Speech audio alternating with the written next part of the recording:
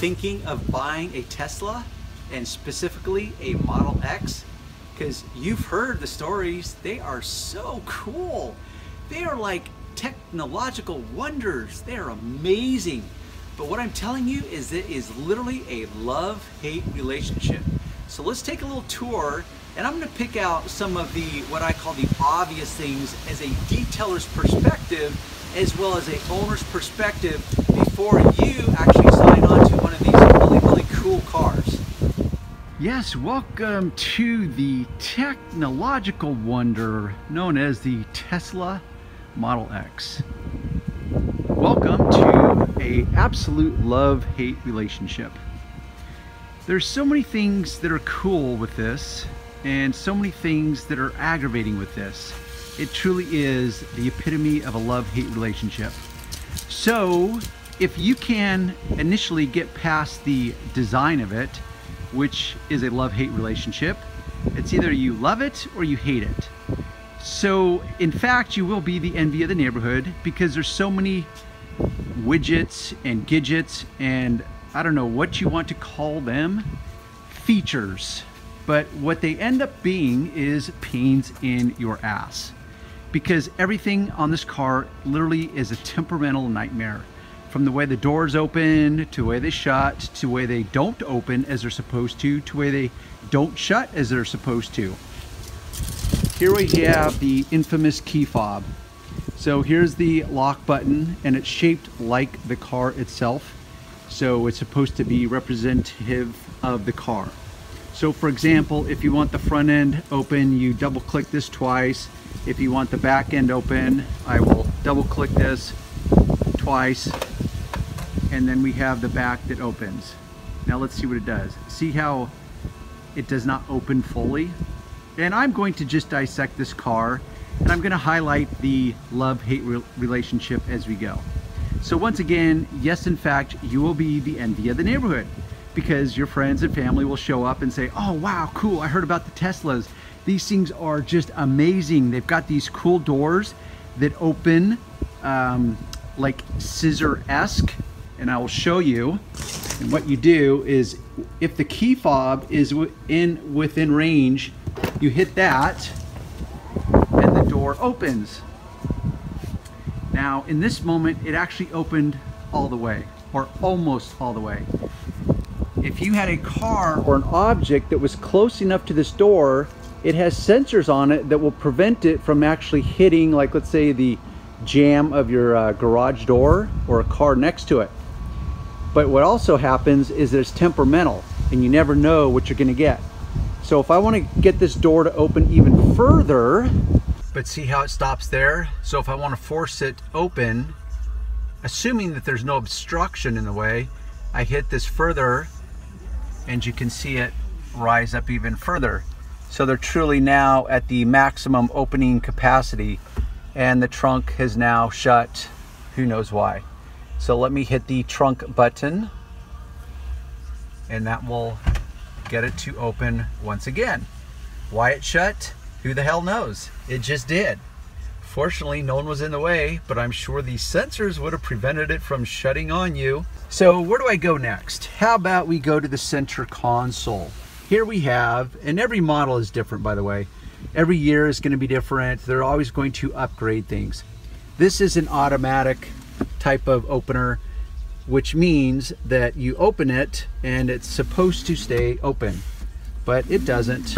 So you open it and you open it, and each time it wants to close automatically. So good luck in driving and trying to keep this open as you fetch your drink or whatever else you keep in the center console. This is a detailing nightmare because we have this really fine felt material. We've got this rubberized material. See, I can't even film this because it just wants to shut. So these are removable. At least these are removable, so you can then kind of clean inside here. But it's a nightmare because you've got this felt here that matches up to the rubberized bottom down there. So ideally they would make it so you could disassemble it very easily, like in a lot of the Suburbans, SUVs, and vans. and you could totally clean it and then reassemble it very quickly. Kind of like how you can remove these, clean them, and put them back. Of course, these alone are a pain in the ass because you have to align them with the exact, I don't even know how to describe this. So you've got to figure out on left side and right side which is the correct slot that you want to put it in. And you think, oh, well, how hard could that be, Darren? It's like, well, I don't know. There was 3 attempts and it's still out of alignment. So the good times just abound. Then you have this area down here, which is not easily disassembled. And when you get all kinds of goo and junk in there, it's just very difficult to clean. This, on many of the Teslas, is problematic. Here I am trying to push it to get it open. Why won't it open? I have to force it from the backside instead of from the front as traditional. It's almost like you have to go into counterintuitive mode on these cars. Anything that normally is associated with cars and how they work, we'll throw that out the window because it's not going to work that way. Let's take a look at these seats. Here we have 3 captain's chairs. Now you've got controls here that control the seats, and it will tilt it, and they operate at what I call a glacial speed, the speed of a slug. So hopefully you've got plenty of time to configure the seats, or you never have to do it. Now back here we have this button that will then get the seat to go all the way forward, like so. Then we've got the 3rd row. Now this is tricky. For example, I had to ask the owner, because I didn't feel like looking in the owner's manual, how the hell do you get these seats down? They don't manually come down because virtually everything in this car is automatic, as in electronically controlled, which you think would be, okay, cool. I don't really have to think for myself. I don't have to use hardly any energy to get things done. I just push a button. The problem is where the hell is the button? So like this, on normal vans, there would be some buttons probably right here that would actually make sense. Like pretend I'm mom. Oh, and I've got to get my kids back there. Okay, well, I just figured out how to open the seat, so now I can get my kids back there. But let's say now I've got groceries and I don't have kids and I want those seats down so I can get maximum trunk space. Gee, I would look for buttons here. I see no buttons. Maybe I would look for buttons here. Gee, I see no buttons. There's no buttons over there. So maybe if I go to the back, like in other trunks. Of course, this trunk is only at half mast right now. So I'm either gonna bang my head on this corner, or I'm gonna have to duck here, or I'm gonna have to figure out, why the hell does this trunk not go up all the way? What is the deal? There's nothing obstructing it. It's not these scissor doors, because this could go up a lot further because it pivots right here. So it's not like this is going to be a problem. So the question is, why does it not go up further? I don't know. Welcome to the frustration. Back to the seats. So here we have this little button that's nicely disguised or camouflage.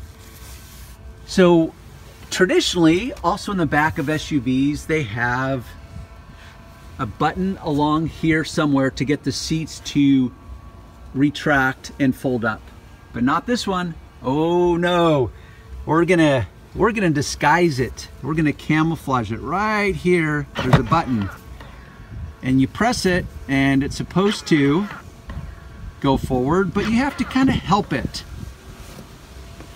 And help it, and help it. Oh, there we go.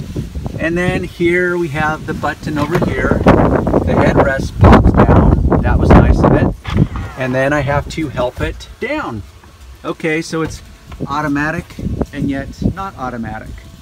I guess it wants a little participation, a little hand holding. And let's see, because I've done this 3 times now in this car. So I'm supposed to be able to push this button and it's supposed to go up by itself, but in fact it does not. So it wants a little hand holding. So let's push the button and I have to help it up. and finally get it to go up. And yet the headrest remains down. So, once again, so many things that are so cool about this car based on the design room and how it was meant to work. It's just that it's like a moving target. You never know what you're gonna get, or the target is constantly moving. I guess probably the former is the best description, is you just never know what you're gonna get. So let me push this door. Okay, let me do it again.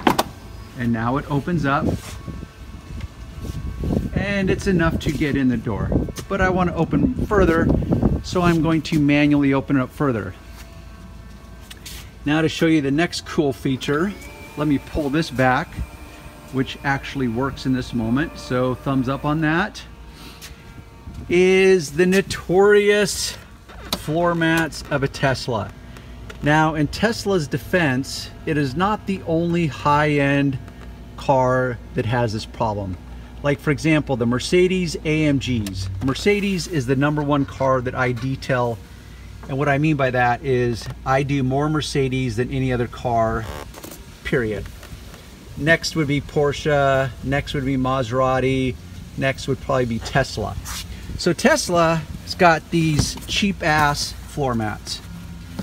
And this is what happens in every single Tesla, whether it's a Model S, Model X, doesn't matter. You see how it has this permanent crease in it now? That's because Tesla somehow can't figure out the perfect fastening system for floor mats that actually work. So these are supposed to be like a hook and loop, and they wear out within the first few weeks. And so what happens is this wads up and it just becomes a big pain in the ass. Every single Tesla I do, it just is a matter of how bad it is. So I tell the customers like, hey, you can get this taken care of under warranty, which by the way, you shouldn't have to do, Tesla. I mean, this is a $100,000+ car. So there's that, and we can't have floor mats that actually stay in place. And this eventually wads up so badly that I have customers, literally their cars end up looking like this, the floor mat, because they just get so tired of it as their feet push against this using the brake, the gas, or the accelerator, because this actually is an all electric car, so therefore there is no gas. So even though we call that the gas pedal, now it's officially the accelerator pedal. So as they push that, it also pushes the floor mat in endless contorted shapes that just become one more layer of aggravation on this car. Let's see what else I can talk about. Oh, I know. Let's talk about this really cool windshield. So here's the windshield, and you notice that this glass is one solid piece of glass. So yes, thumbs up on the cool factor. It goes all the way up to here, which traditionally would be like if you had a moonroof or sunroof, would be this far back, and it would stop about, let's say right here, and there'd be a big header right here. And this is where you'd have your sun visors and what have you. This has none of that, but it's got these cool sun visors here that snap in and out of place, but I'm afraid to open them. You know why? Because I opened up this sun visor, which actually opens up, swings out to here, clips into the rear view mirror here. It's got this little magnetic thing, and this partitions into two pieces. So you pull this out and then another piece flips down. Well, this is so jacked up, you can see it underneath here. See how this is all separated and broken? It's supposed to be together really tightly like this, but it's not. You know why? Because it's poorly designed, poorly manufactured, who knows what, but it sucks. So this is inoperable at this point. You cannot use it. Every time you open it, you have to try to fabric or re-engineer this so it will go back into place, because this opens up because it's broken and it now won't fold back into position. So now the owner just has to leave this alone or take it to the dealer so they can then fix it yet again. So it depends on if you're talking about the Model S or the Model X. They all have their idiosyncrasies. And to me, that's would be a good word, is they're very, very idiosyncratic in their features. And there's just endless nuances to it that are just, like I said, a true love-hate relationship. So is there anything else? I'm sure there's endless things, because as I'm cleaning this, I just keep coming across these pains in the butt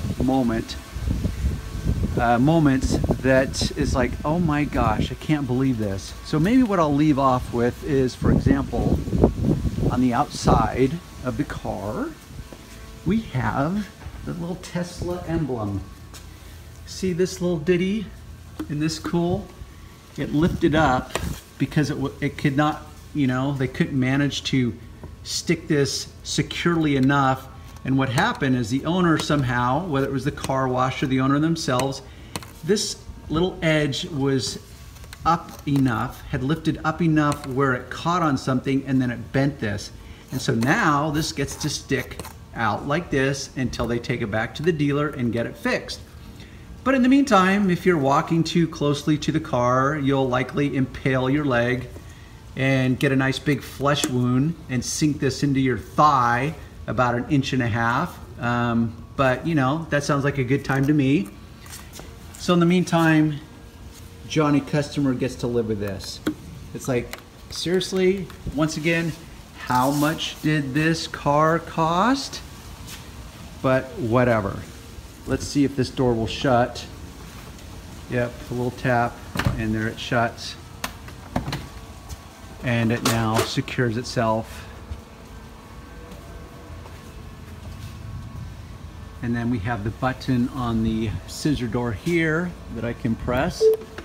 And let's see if it works as it's supposed to. Looks like it did, in fact. Let's open it up and I'll show you yet one more thing.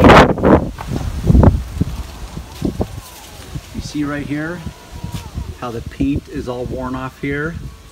You know what that's a sign of? Misalignment.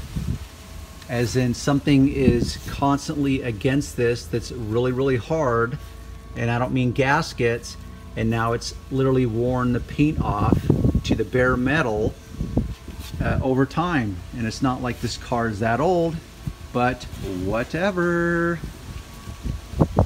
Anyhow, so that's why I say be warned before you buy these. I get the appeal. Once again, they're oh so cool, the latest and greatest, but you are signing on to a true, what I call love-hate relationship.